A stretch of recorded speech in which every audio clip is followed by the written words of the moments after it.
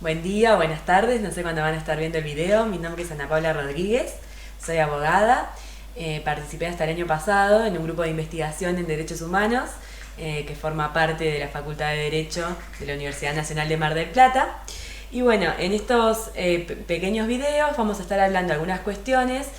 junto con María Marta vinculadas a la perspectiva de género y a la diversidad. En particular, en lo que a mí respecta, me voy a estar refiriendo a estas dos cuestiones de perspectiva de género y de diversidad en el marco del sistema jurídico argentino, ¿sí? Bueno, en primer lugar, para adentrarnos en estas cuestiones es necesario que tengamos en cuenta que en el sistema de protección de los derechos humanos vigente en nuestro país hay numerosa legislación, ya sea de carácter interno o internacional, que ya vamos a estar explicando a qué refieren estas cuestiones, que esta legislación lo que hace es brindar herramientas y al mismo tiempo asegurar el acceso tanto de mujeres y disidencias para el pleno goce de sus derechos y de sus libertades fundamentales, ¿sí? Asimismo, también esta legislación nos aporta herramientas para que en el caso de que el Estado o los particulares incumplan esta normativa, se pueda acceder a reclamar judicialmente su cumplimiento. Ahora bien, teniendo en cuenta lo anterior, resulta interesante que conozcamos que el Estado argentino se ha comprometido internacionalmente mediante distintos instrumentos jurídicos a garantizar los derechos de las personas, los derechos humanos, ¿no?, fundamentales de las personas en general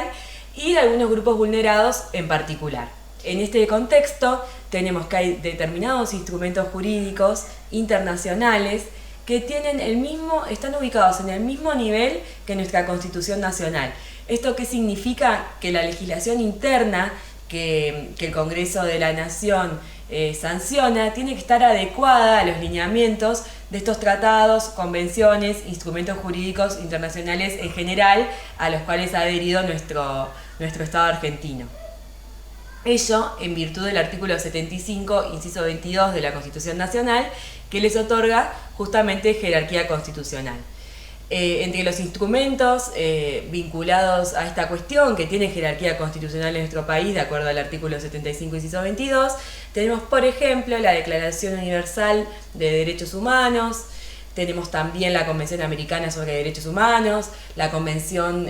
para la Eliminación de todas las formas de discriminación contra la mujer,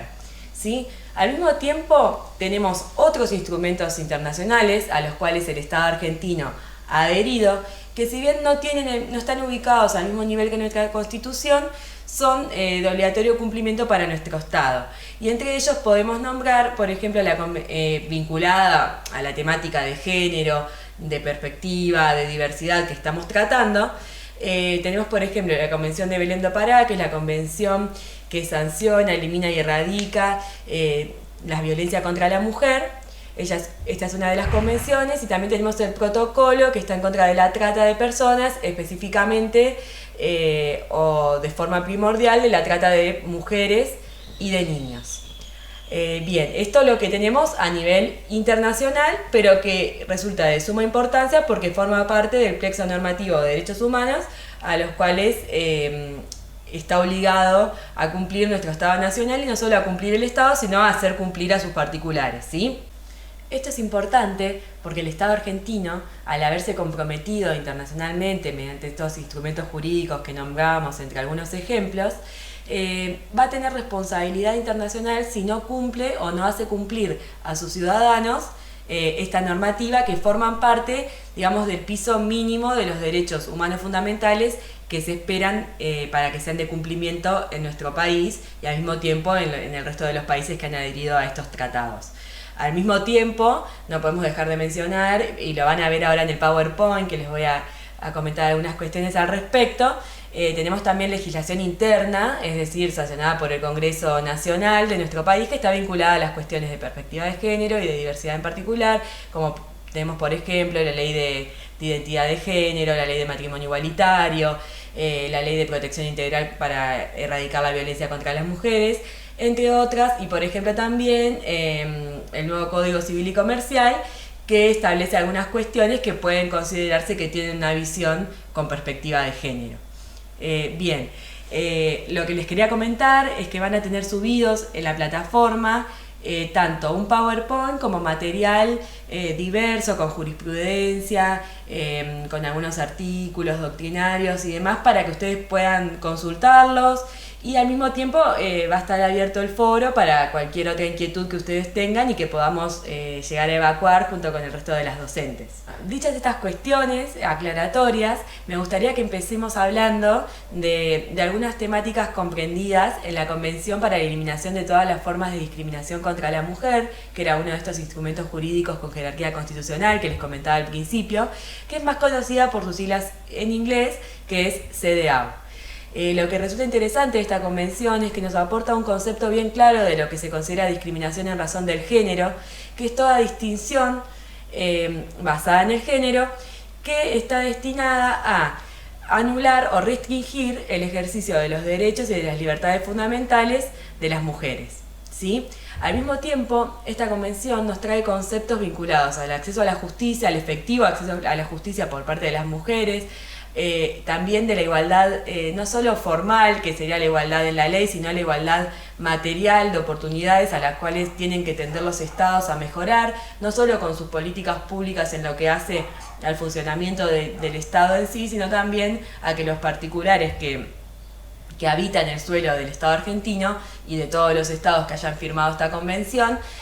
tienen que respetar y tender a hacer efectivo su cumplimiento, ¿sí? En este sentido, también la Convención nos habla de la implementación de medidas de discriminación positiva que vienen a equilibrar una situación de desigualdad existente, ¿sí? En este sentido, vinculado a lo que tiene que ver con las acciones de discriminación positiva, me resulta pertinente que de repente veamos un caso que ya tiene sus años, es del año 2002, fue dictado por la Cámara Nacional en lo civil, que es de la capital federal de nuestro país. Y es bastante interesante porque establece específicamente una medida de acción positiva contra un particular, en este caso una organización, una empresa. Estamos hablando de un amparo colectivo que inició una fundación de mujeres en lucha por la igualdad contra la empresa Fredo, la empresa de helados, que lo que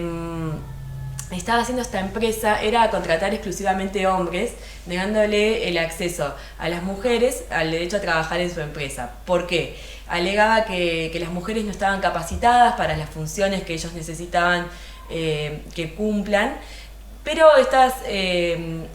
claramente este argumento que estaba brindando la empresa era de carácter discriminatorio, toda vez que se fundaba, por ejemplo, en que una mujer no era capaz de levantar un balde de helado o cuestiones similares. ¿Qué es lo que hace la Cámara, en este caso los jueces que integran la Cámara? Es condenar a la empresa Fredo a contratar en adelante exclusivamente mujeres hasta lograr equilibrar la situación de desigualdad que se había generado contratando en el pasado exclusivamente hombres. Es decir, que acá tenemos un ejemplo que me resulta bastante claro de cómo el Estado, a través de sus órganos, en este caso específicamente el Poder Judicial y una Cámara de Apelaciones, puede ordenar a los particulares, no solo como individuos, sino también organizados en empresas o organizaciones, a de alguna manera cumplir